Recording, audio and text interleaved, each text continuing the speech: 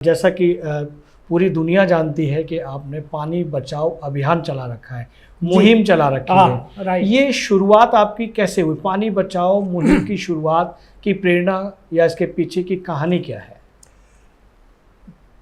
जैसा कि मैंने पहले बताया जी कि मेरी परवरिश फुटपाथ पर हुई और फुटपाथ पर ज़िंदगी शुरू करना यानी सबसे बड़ा प्रॉब्लम जो है वो पानी का होता है। जी पानी कहाँ से है? तो हमारे जहाँ जो हम एक खोली थी जिसमें महिलाएं रहती थी हमारे फैमिली की, जी और मर्द लोग सब नीचे रहते थे। और वो भी जब बंटवारा हो गया हमारी फैमिली का, ये तब की बात है 45, 46, 47 जी तब की, जो हम लोग माइग्रेट करके आए थे तो हम लोगों को पाकिस्तान जाना था, क्योंकि ये हिंदुस्तान बनने वाला हिंदुओं के लिए, पाकिस्तान बनने वाला मुसलमानों के लिए। जी तो पूरा कुंभा आया था, और कुंभा जो था वो वहाँ से जहाज में बैठकर कराची जाते थे मुंबई से। जी जी जी 2 दिन का सफ़र होता था। अब वो कुंभा भी बट गया, क्योंकि मेरी दादी अम्मा जो थी वो कांग्रेसी थी जी, और उन्होंने सूरत शहर में, जहाँ से हम माइग्रेट करके आए थे जी, शहर के नाम की वजह से सूरती सरनेम मेरा आया। अच्छा, वाह वाह वाह, वरना ये यूपी वाले को सुरती को कुछ ऐसा कुछ समझते हैं। क्या बात है, क्या बात है, बहुत अच्छी बात है। तो हम लोग माइग्रेट करके आए थे।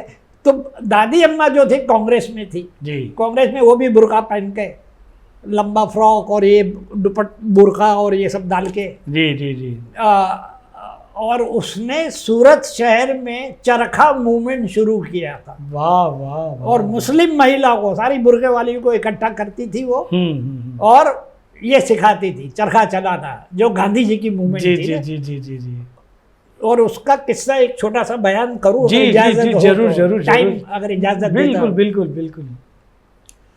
कि ये जब माइग्रेट करके जब हम सब आए यहाँ, जी, तब तक हमारी हालत इतनी खस्ता हो गई थी, मैंने बताया ना, जो फुटपाथ की जिंदगी जो जी रहे थे। जी, और पार्टीशन के बाद, पार्टीशन बस होने ही वाला था, और दादी अम्मा ने कहा कि भाई जिसको पाकिस्तान जाना हो वो जाए।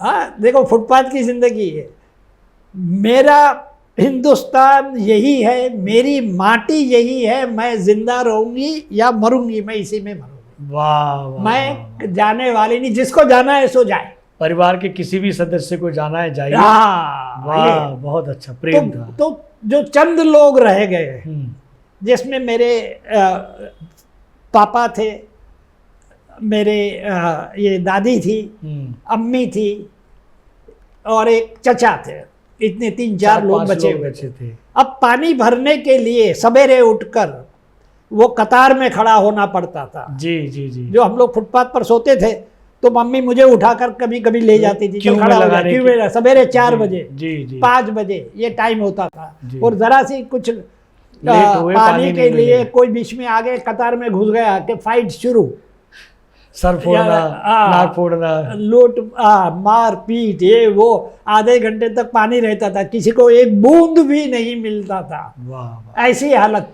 क्या बात है। और तो यहाँ से पानी की प्रेरणा, इंस्पिरेशन, जी, इंस्पिरेशन नहीं कहेंगे उसको, लेकिन एक भीतर ही भीतर एक आग फैल गई। वाह वाह वाह, कि पानी कितना अनमोल है। जी जी, और जी, इसकी हर बूंद जो है वो हमारे लिए प्रेशियस है। वाकई वाकई। हम आगे बढ़ते हैं। आबिद साहब, जैसा आपने पानी को देखकर, पानी की कमी को देखकर, पानी के बिखरते हुए माहौल को देखकर आपने पानी को बचाने की मुहिम चला रखी है, और हमें सूत्रों से ये भी पता चला है कि आप घर घर जाकर इस मुहिम को चला रहे हैं, बढ़ा रहे हैं। और घर घर जाकर किसी व्यक्ति के, किसी महिला का कोई नल टूटा होता है, या पानी की लीकेज होती है, या पानी की बर्बादी का कोई भी कारण होता है, तो आप अपने स्तर पर उसको ठीक करते हैं और उनको संदेश देते हैं। सही। ऐसा करने से पानी बचाने की मुहिम में कहाँ तक हमें कामयाबी मिल पाई है? कामयाबी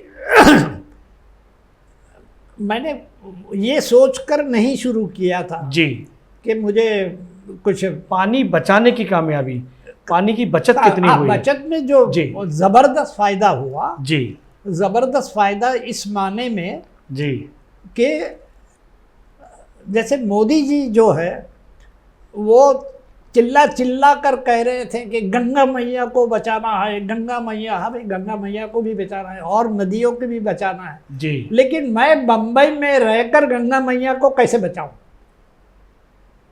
जो लोग गंगा नदी के किनारे रह रहे हैं जी वो लोग गंगा के लिए कुछ कर सकते हैं कि भाई हम रोजाना कचरा गंगा में डालते हैं, कल से नहीं डालेंगे, जी तो एक स्टेप आगे बढ़े हम। लेकिन मैं बंबई में हूँ, गंगा मैया को कैसे बचाऊं? तो फिर मुझे स्ट्राइक हुआ कि वो जो बूंद वाला जो आइडिया जो है, बूंद बूंद बचाना है, हाँ, वो हर कोई कर सकता है। बूंद बचाना मतलब बच्चा भी बचा सकता है। बिल्कुल। तो ये उसका राज है, क्यों कैसे ये फैलता गया। बूंद बूंद बचाने का, हर बूंद अनमोल है, जल है तो जीवन है, ये सारे डायलॉग मेरे जो थे ये भी इतने पॉपुलर हुए। बिल्कुल। और इसमें हम लोग पहले सेक्रेटरी एक बिल्डिंग, पहले हम एक बिल्डिंग टारगेट करते हैं जी जी हमारे इलाके में, जाके बिल्डिंग के हाउसिंग सोसाइटी के सेक्रेटरी की परमिशन लेते हैं जी। इजाज़त कोई ना तो कहता नहीं, इजाज़त फिर भी इजाज़त लेना ज़रूरी होता है, ऑफिशियली लेना ज़रूरी है। तो इजाज़त दी, मंडे के रोज़ इजाज़त मिली तो हम हमारे पोस्टर लगा देते थे जी। सेव वाटर वाले, सेव एवरी ड्रॉप, पोस्टर लगा देते थे। तो एक हफ्ते तक वो पोस्टर रहता था, सेव एवरी ड्रॉप और ड्रॉप डेड। ड्रॉप डेड इतना बड़ा होता था कि लोगों के माथे पर हैमर होता था, drop dead drop dead drop dead. अब मेरा मकसद ये, ड्रॉप डेड के 2-3 मायने होते हैं। जी जी। ड्रॉप बूंद है, बिल्कुल, और डेड मतलब मर गई बूंदे, तो समझो आप मरे, यानी समाज मरा। जी जी जी। ये ड्रॉप डेड का मतलब। वैसे ड्रॉप डेड एक उसी माने में भी यूज होता है, लानत बरसाना, ड्रॉप डेड, साले मरो, ये भी होता है। तो यानी कई मानों में इसका इस्तेमाल होता है, लेकिन मेरा मकसद ये था, और ये भी बड़ा पॉपुलर हुआ ड्रॉप डेड जी वर्ड। तो ये लोग उस बिल्डिंग में रहने वाले आते जाते, ग्राउंड फ्लोर पर ये हमारा पोस्टर रहता था, तो drop dead drop dead drop dead, उनके माथे पर हैमर होता रहा। ऊपर जो फाइन फॉन्ट में, छोटे से फॉन्ट में ये भी लिखा होता है कि सेव एवरी ड्रॉप, वाह, और ड्रॉप डेड। बहुत अच्छे। तो ये कोई पढ़ता नहीं होता, जो बड़ा जो होता है, टाइम नहीं होता है, धनाधन आना जाना रहता है। अब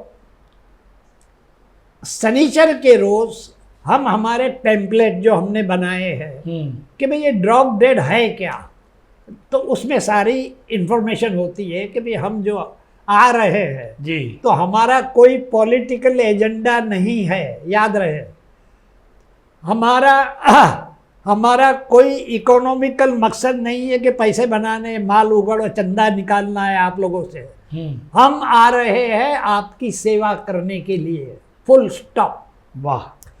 तब लोगों को लगा कि हाँ भैया ये तो अच्छी बात है, ये लोग आ रहे हैं। तो इतवार के रोज जब हम घर घर जाते हैं तो सबके दरवाजे हमारे लिए खुले मिलते हैं। वाह। और हमारा प्लम्बर पूछता है, प्लम्बर होता है, और एक फीमेल वॉलेंटियर भी मैं रखता हूँ साथ में। बहुत अच्छी बात है ये इसलिए कि कुछ नेगेटिविटी लोग होते हैं। इतवार का जो रोज़ होता है जी, और मैं जिस इलाके में रहता हूँ, मुंबई में मीरा रोड में, वो इलाका पूरा मुस्लिम, जिसे घेट्टो कहते हैं अंग्रेजी में, पता नहीं हिंदी में क्या कहेंगे, घेट्टो, जो सारे मुसलमान जहाँ रहते हैं, एक ही माइंडसेट के लोग। जी जी जी जी। तो घर में मुस्लिम औरतें भी जो है बुर्का उतार कर संडे को बैठती है ना, घर में बुर्का पहन के तो नहीं बैठेगी, रिलैक्स होकर। हाँ, रिलैक्स होकर बैठी है। तो अब मैं और प्लम्बर 2 जाते हैं, तो ज़रा डिस्टर्बेंस हो जाता है वहाँ। बिल्कुल बिल्कुल बिल्कुल। तो इसलिए वो फीमेल वॉलेंटियर होती है, मैं उसको ट्रेन कर दिया मैंने, वो अंदर जाती है प्लम्बर के साथ में, वहाँ नल जहाँ ड्रिप हो रहा है उसको ठीक करते हैं और वो रजिस्टर में नोट भी कर लेते हैं कि भाई इस घर के अंदर ये नल खराब था, उसको ठीक किया। एक रिकॉर्ड मेंटेन होता है कि हमने कितना काम किया है। वो भी हाँ रिकॉर्ड भी जी, रहता है। जी, जी, तो जी। मैंने वो 1 साल का रिकॉर्ड रखा था। जी जी जी जी। तो इस तरह हमारा काम बड़ा आसान हो गया। इसमें भी बड़े तजुर्बे बहुत अच्छे अच्छे भी हुए। जी जी। चुनौतियां भी आपको इसमें मिली होंगी। हाँ जी, चुनौतियां भी आपको इसमें मिली हैं। चुनौतियां भी मिली हर कई चुनौती। पहली चुनौती तो यही थी कि भाई इतना सारा करने के बावजूद इंफॉर्मेशन डालना, पैम्पलेट डालना, सेक्रेटरी की परमिशन लेना, फिर भी चंद लोग हमारे मुंह पर दरवाजे मार देते थे धड़ाम से। तो मैं सोचता था ये गड़बड़ क्यों हो रही है। ये तब की बात है जब मैंने शुरुआत की थी, ये आइडिया विचार आया था और मैंने शुरुआत की, और मैं और प्लम्बर जाते थे। तो ये मैं सोच नहीं पा रहा था। तो काफ़ी दिनों के बाद मुझे स्ट्राइक हुआ जी कि इसकी वजह ये है कि 2 मर्दों को देखकर शायद तीसरा मर्द जो है, 2 मर्दों को देखकर ये कुछ गड़बड़ है। जी जी जी।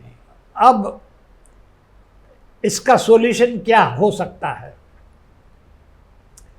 काफ़ी सोचने पर मुझे लगा कि अगर मैं एक लड़की को साथ ले लूं तो काम थोड़ा सा आसान हो जाएगा। वाह, बिल्कुल बिल्कुल। लेकिन उससे पहले मुझे ये आइडिया लड़की वाला नहीं आया। और वो जो जिस घर में जो दरवाजे मार देते थे वो दरवाजे हाँ, खुले मिलने लगे। वो दरवाजे भी खुले मिलने लगे। वो मिलने लगे। लेकिन उससे पहले की बात बता रहा हूँ कि जो जी। बंद रहते थे और जब मुंह पर मारते थे तो वो चेहरे जो थे वो बहुत ही सीनियर सिटीजन के थे, बहुत ही एजेड, यानी 70-80 साल के लोग जी। और उससे भी बड़ी वजह ये थी कि हमारा जो प्लम्बर जो था वो घंटी बजाता था। जब घर घर जाते तो दरवाजे तो बंद रहते तो वो बेल बजाता था, दरवाज़ा खुलता था, सबसे पहले उसका चेहरा लोग देखते थे। और ये जो सीनियर सिटीजन जो अकेले रहते थे जी, और वो टेररिज्म के दिन थे, बिन लादेन और उसके जी, और हमारे प्लम्बर का चेहरा बिन लादेन टेररिस्ट जैसा था। तो दरवाजा खोला और देखा बड़े मियाँ ने, अरे टेररिस्ट आ गए, बाहर दरवाजा बंद। तो फिर मैंने, बहुत ही रोचक चुनौतियां आपके। हाँ, ये पहली बड़ी चुनौती ये थी। तो फिर मैंने कहा एक फीमेल वॉलेंटियर की ज़रूरत है यहाँ से। तो ये फीमेल वॉलेंटियर को इन्वॉल्व किया। अब वो आगे खड़ी रहती है, प्लम्बर को मैं अलग हटा के दीवार के सहारे खड़ा रखता हूँ, पीछे मैं खड़ा रहता हूँ वॉलेंटियर के। वॉलेंटियर दरवाज़ा खोलती है, she gives a broad smile, ऐसी मुस्कुराहट देती है कि कुछ कहे भी नहीं दरवाजे खुल जाते हैं। वाह वाह वाह वाह, बहुत बढ़िया। तो कहने का मतलब ये है कि भाई हर प्रॉब्लम का सॉल्यूशन है। जी जी जी, बस उस पर विचार किया जाना चाहिए। करेक्ट, बिल्कुल। हम आगे बढ़ते हैं। हाँ जी। आबिद साहब, कि हमारे जो आप मुहिम चला रहे हैं वो मुंबई शहर में चला रहे हैं। मुंबई में पूरे शहर में चलाने में भी काफ़ी समय लगेगा, लेकिन हम आपके द्वारा ये जानना चाहते हैं कि मुंबई के अलावा देश के कोने कोने में ये मुहिम कैसे पहुँचे और लोगों को आप क्या संदेश देना चाहते हैं इस मुहिम को भी प्रयोग करें। ये कैसे पहुँचे का सवाल नहीं है, पहुँच गई है, गली गली में पहुँच गई है। जी जी जी। मैं जहाँ जाता हूँ, जिस गांव में, जहाँ भी मैं सफ़र करते रहता हूँ जी, तो वहाँ लोग कोई न कोई किसी ने शुरू कर दिया है। वाह वाह वाह वाह वाह। ये और सिर्फ इतना ही नहीं, यानी विदेशियों ने जो वीडियो बनाए, सिर्फ एक मिसाल देता हूँ मैं। जी जी जी। इंडिया का तो आई एम 100% श्योर जी। अच्छा, कुछ लोग मुझे इन्फॉर्म करते हैं कि भाई हम यहाँ शुरू कर रहे हैं, आपकी क्या कोई एडवाइस हो। तो मैंने कहा मेरी वेबसाइट पे जाओ, सारा कॉपीराइट फ्री है, जो भी लेना है सो ले लो और आगे बढ़ जाओ। कोई प्रॉब्लम हो तो मुझे बताना। वाह वाह। हाँ, इसी तरह मुहिम आगे बढ़ती रहती है मेरी। जी जी जी जी, बहुत अच्छी। अब ये कैसे, अच्छा ये तो कुछ लोग बताते हैं ना, बाकी के लोग बताते नहीं है। तो नहीं बताने वालों की एक मिसाल है जी कि टाइम्स ऑफ इंडिया में एक बड़ी headline I. Times of India के अंदर हेडलाइन में ये था कि अगर कोई आपके दरवाजे की घंटी बजाता है, आप दरवाज़ा खोलते हैं और आपके सामने कोई खतरनाक विलन खड़ा है, तो घबराना मत। वाह, ये विलन आपके दरवाजे ठीक करने आया है। वो विलन कौन था? वो जी बताएं, कौन था वो विलेन? ये नाम सडनली ड्रिप हो गया नाम। अच्छा अच्छा। आबिद साहब, आपको G20 के दौरान में भारत सरकार द्वारा सम्मानित किया गया था, उसके अनुभव भी हमारे दर्शकों को शेयर करें। अब ये पानी का जो काम कर रहा हूँ, पानी बचाओ अभियान, जी जी जी जी जी, इस पर जो कोई भी इसके बारे में जिसको भी जानकारी मिलती है जी, तो वो प्रभावित होता है। जी, तो गवर्नमेंट भी हमारी प्रभावित है। उनको लगा कि ये बंदा अच्छा काम कर रहा है और कुछ नया कर रहा है जी, तो उन लोगों ने, यानी कि बीजेपी ने, जी, films division government of India है, उनको आदेश दिया कि आबिद भाई पर एक फिल्म बनाई जाए पानी को लेकर। तो कहने का मतलब ये कि हर जगह, मतलब विदाउट, मैं किसी को कहने नहीं जाता हूँ कि भाई मैं बहुत बड़ा काम कर रहा हूँ। जी जी, मैंने जब शुरू किया तो 6 महीने तक किसी को पता ही नहीं चला। फिर एक लड़की ने कहीं से जानकारी मिली इंटरनेट से कि किसी ने अपलोड कर दिया होगा, किसी के घर में गया था, काम कर दिया था। तो वो जानकर उसने, वो टाइम्स ऑफ इंडिया की थी, उसने मुझे फ़ोन किया कि मैं आपका इंटरव्यू करना चाहता हूँ। मैंने कहा आ जाओ। इंटरव्यू किया। वो इंटरव्यू टाइम्स ऑफ इंडिया में बाज़ाब्ता टोटल इन्फॉर्मेशन के साथ सिटी ऑफ एंजल्स करके था उसके हेडलाइन, कि शहर के एंजल्स जो चुपके चुपके काम करते रहते हैं। जी जी जी जी जी, ये जिस रोज़ अखबार में आया उसी रोज़ दोपहर तक शाहरुख खान का एक लंबा चौड़ा SMS आया जी, और उसमें लिखा था कि अगर एक पॉइंट, 2 पॉइंट जो मेन थे, कि एक तो वो मेरा पाठक रहा है कॉमिक्स का, और बहादुर का फैन रहा है, बहादुर कैरेक्टर का। वाह, और बहादुर के जितने कॉमिक है वो सारे उसके कलेक्शन में किसी ज़माने में थे जी। एक।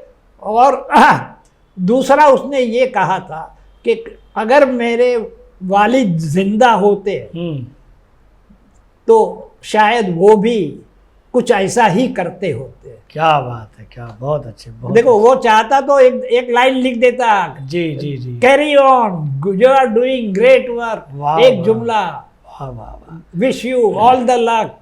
लेकिन उसने लंबा चौड़ा लिखा तो मुझे लगा कि भाई ये कलाकार लोग जो है ये भी फीलिंग महसूस करते हैं, ये भी महसूस कर रहे हैं। मतलब ये दे आर सो अवेयर। जी जी जी जी, पर्यावरण के लिए दे आर ऑल्सो अवेयर। हम आगे बढ़ते हैं। जैसा कि एक आपकी पंचुअलिटी है जिसको भी विस्तार पूर्वक सभी लोग जानते हैं और चाहते हैं कि आप सभी जगह समय पर या समय से पहले पहुंचते हैं। राइट। अपने जीवन का आपने उद्देश्य बनाया है, इसके पीछे की कहानी क्या है ये हमारे दर्शकों को बताएं।